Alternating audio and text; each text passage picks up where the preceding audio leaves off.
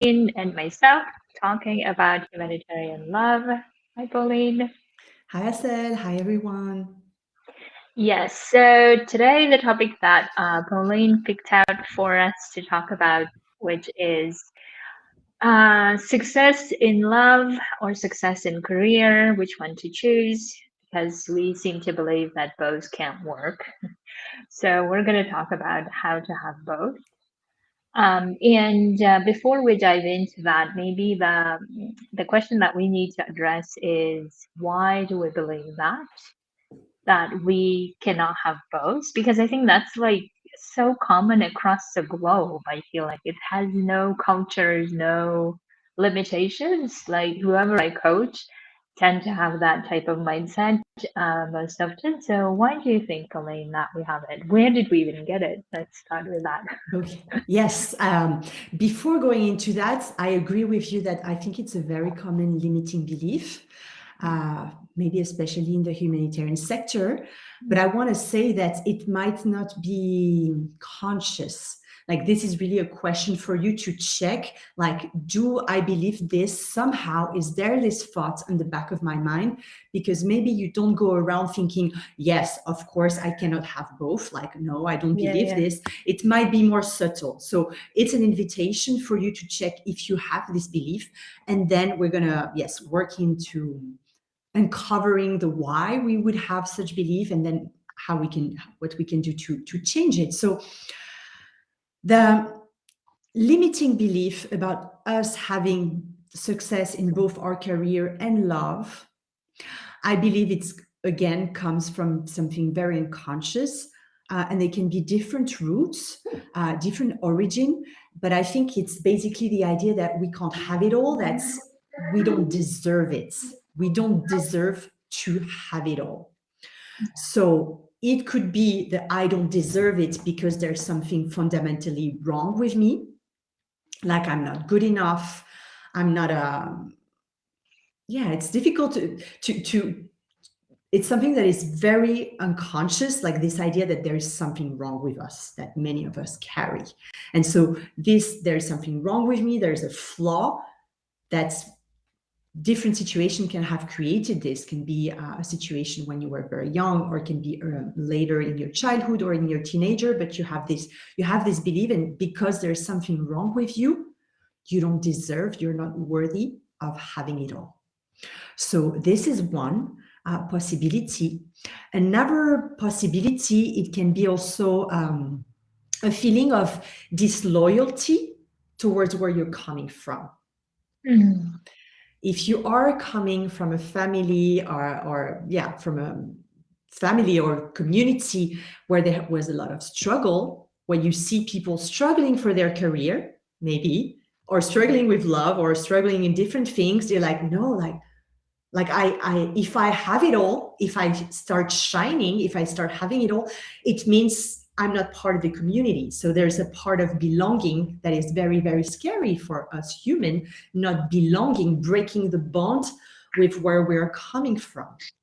It's kind of saying, no, I don't belong here, like choosing to break away from your family by having success in different areas. So this would be another possibility, another reason Yeah, for, yes, believing like this.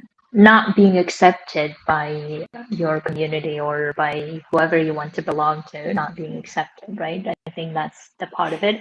Or maybe you not accepting yourself if you are becoming successful, whatever your definition is, that's outside of the possibilities of others that you hang out with, then it becomes uncomfortable to do that or to be in that position. And maybe the Yeah. other thing I was thinking is like coupled with other beliefs like sacrifices.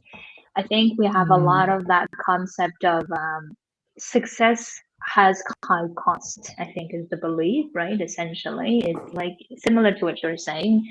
I think another way of looking at it is I have to sacrifice a lot if I want to be successful. So I rather choose one, or I cannot have it all because otherwise I would give up ABC.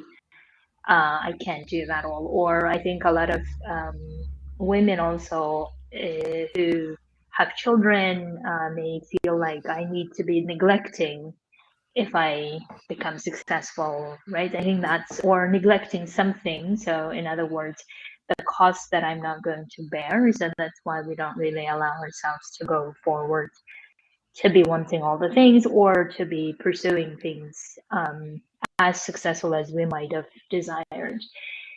So, any other thing that we missed, we might have missed in this? Yeah, well, maybe just to go, it might be in the same direction, but just to explain, like the idea of like um, the disloyalty is kind of outgrowing where you're coming from. So depending on your social situation, the social situation of your family, if you start having success in your work, if you start having more responsibility, that is something that happens in the humanitarian sector. You know, you have lots of responsibility, you manage maybe more people, you're traveling, and so it's like already maybe you can have this sense of being disloyal, of leaving your family behind, of like kind of having the message like, oh, I'm outgrowing you.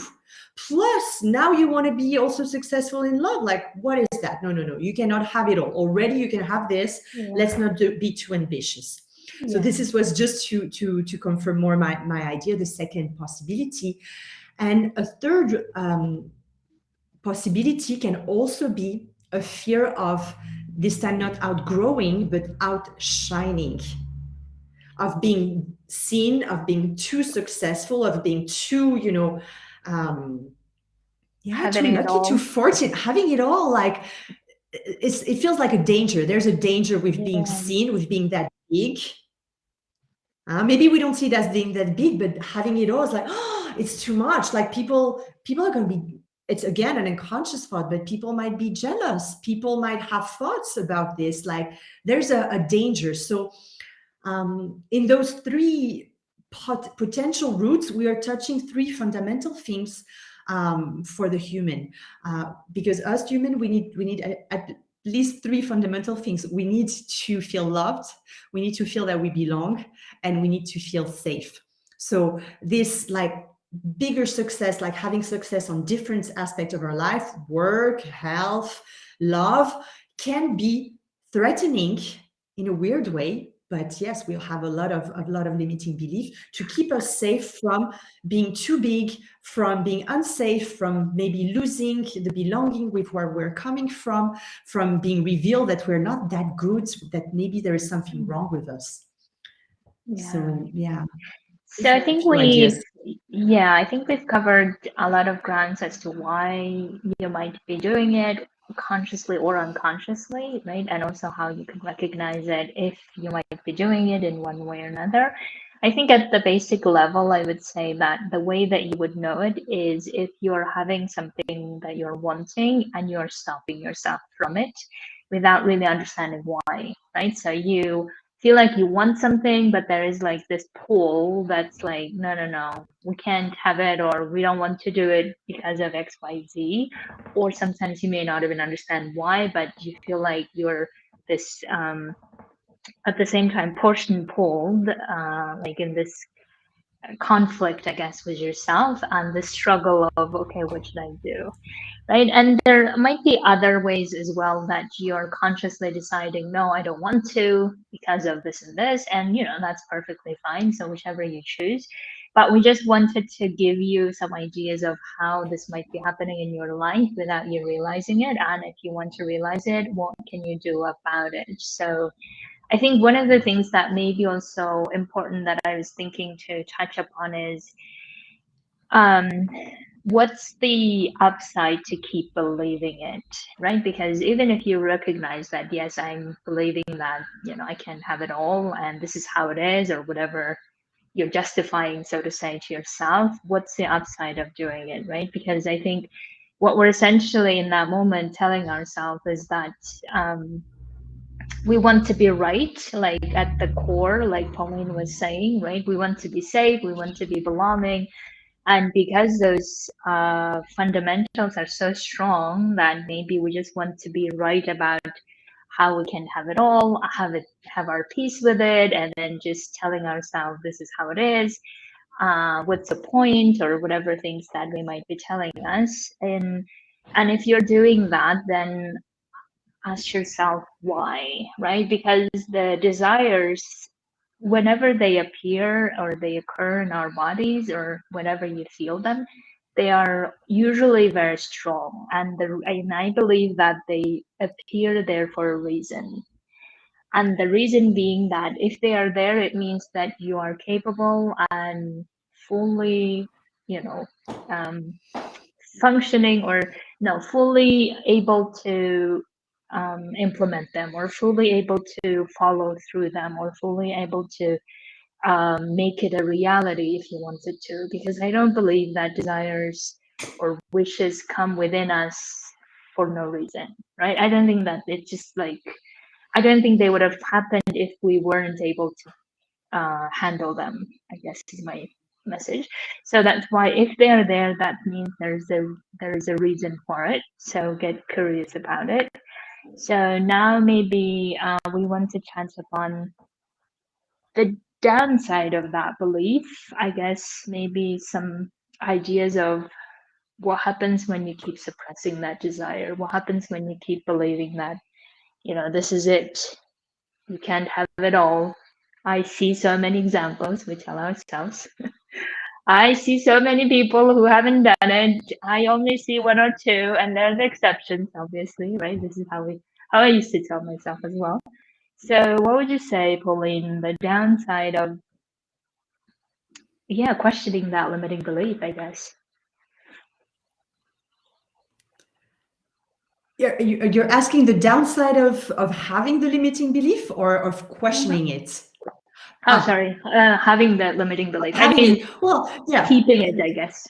of Yeah, keeping it. Okay. Well, you don't get it. You don't get what you want. yeah, That's quite simple. And of course, yeah, as you say, we're talking to people that we assume are desiring to create a relationship, yeah. and in these talks, we are bringing up different obstacles that we have encountered in the people we work with. So, yes, I think if you. The question you want to ask yourself, like all the questions that we're bringing week after week, and this week is, do I believe I cannot have it all? Can I kind of be successful in my work, in my career, and in love? You have it when there's this disconnect, as Asel, you were saying, right? When there's this disconnect between I want it, but I'm not having it. Okay, why? So Yeah. this week, the question is like, oh, do I have this thought? Because I think, again, this is where the most powerful work is already starting to grow awareness on what is happening inside of your head, inside of your system. So wow, yeah, this resonates with me. Like a part of me agree with this. And Mm. as you say, this when you are building your case for that argument, when you are Mm. looking for example around you, like, of course, no, I only see women and men working in the aid sector, and they are great at what they do. Yes, they maybe are very successful, maybe they're climbing the ladder, the social ladder, whatever, but their love life is miserable. Yes, I have so many examples of this. If you tell yourself this, it's like you're holding on to your belief, like there's a part of you that doesn't want to let go. And Yeah. so the first work is like, do I have this kind of belief? Am I looking for those kind of arguments? And if yes, well, maybe you want to start building a bridge, like making a hole in this, and like, would I have this thought? This be a belief? This doesn't have to be a reality. This can be a belief, kind of separating what is the reality, what is the fact, the truth, big truth, and what is just in my mind. Yeah. And looking at how this belief is helping you or not. And usually it's not helping you. Usually it's making you not having what you want. This is the downside Yeah. that you were asking for. And then Exactly.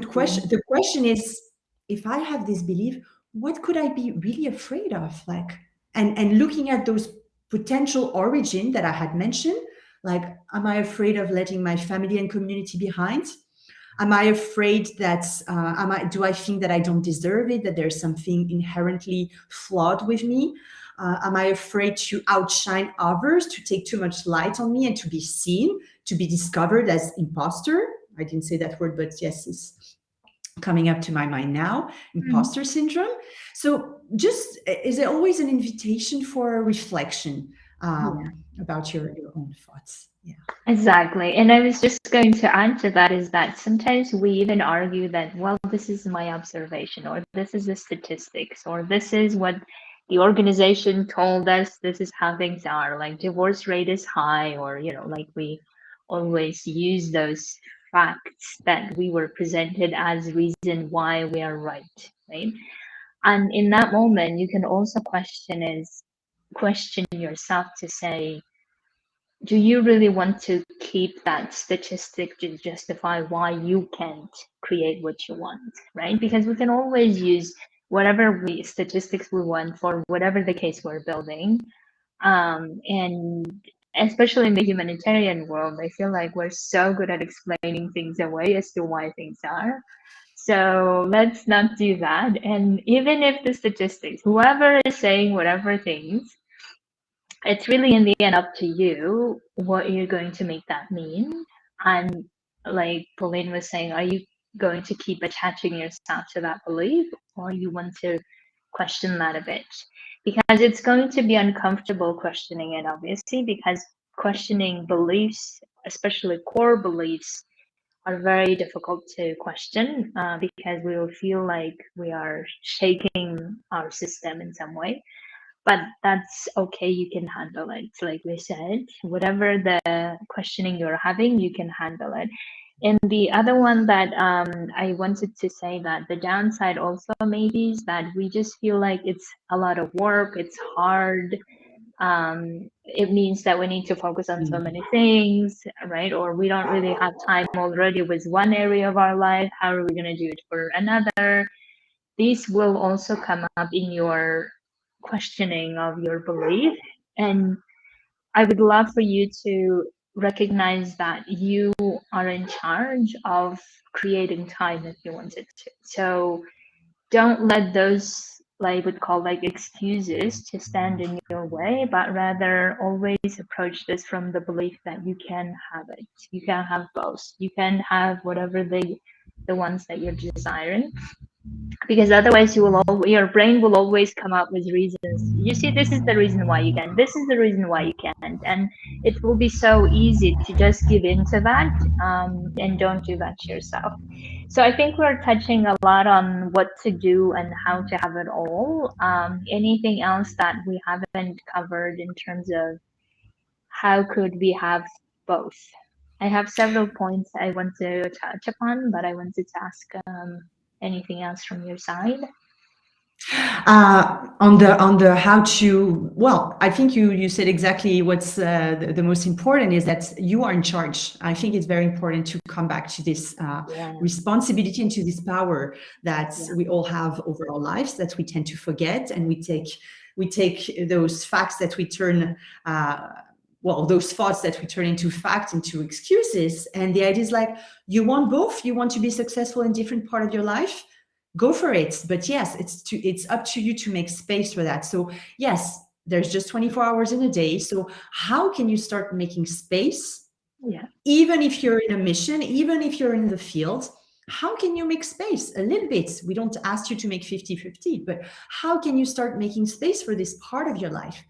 And you find your own answers. Is it on the weekend that I try and meet more people? Is it every day that, if apps are working where I am, that I'm using apps? Maybe finding what works for you. Is it like, no, I just want to start dating when I'm in my breaks? Okay, then organize your breaks for that. Decide how it works for you the best. You get to decide this, but put energy and put action in that direction, and see if things change. You need to change your thoughts, but you also need to change your actions. yeah, it's amazing. And maybe the other thing that I just wanted to add is that, um, if your brain will be coming up with lots of reasons why it's hard, you can always also tell yourself that keep suppressing one side of your desires will also be hard, right? Mhm. Keep telling yourself that you can't have love, or keep telling yourself that you can't be successful in your career because of XYZ. If you keep doing that for a long term, it will also be equally hard or even harder, because, as I said, the desire is there for a reason and for you to take it up and do something about it. And I think killing that or like suppressing that can have lots of consequences that we're still exploring as human beings. Some of them even physical consequences, like health wise, right? So that's why, Yeah. I mean, I don't want to dramatize it, obviously, but I just want you to be aware that, yes, this is easier and that's harder. It's not that. So you may as well go for exploring and problem solving as to how you're going to create all of those time, all of those arrangements to want both instead of keep suppressing it. I think this is important. Okay, so I think we've covered pretty much everything. Anything that we missed, Pauline? No, I think that's it for me. I love that you mentioned the emotional cost of not following your desire, because yes, on top of not having what you want, there's also energy that is being trapped and kept. And yes, so Exactly. you're And right. you know, the usual way that I have seen also in my life, in case you don't really notice it, that we tend to not really be showing up the way we want in our workplace if we're suppressing our love life, right? If we're focusing on our love life, our work may, um, we are not really showing up the way we want to. So I think there is a lot of different ways how suppressing could look like. We may show up bitter, we may not have motivation, so many other things when suppressing occurs. And therefore, we are just advocating that don't do that. You have that chance, or you have that ability and all the tools available to make that change in your belief system. It's just you need to want it, is the Hmm. only thing. And if you do want it, then we are here for you. I'm sure you can also see other researches to see how you can change it and start working on it little by little. You don't need to do much, but the shift in the belief system always happens one thought at a time. I guess that's at least we say it as coaches, but you see what works for you best. And if you have any questions, if you are stuck somewhere in that change, you let us know. We'll be happy to help you. Otherwise, I think we're done for today. Yes. Thank you, Thank you Asel. so much. Yes, See thank you you next week. all. See you all next Tuesday at the same time. Bye. Bye.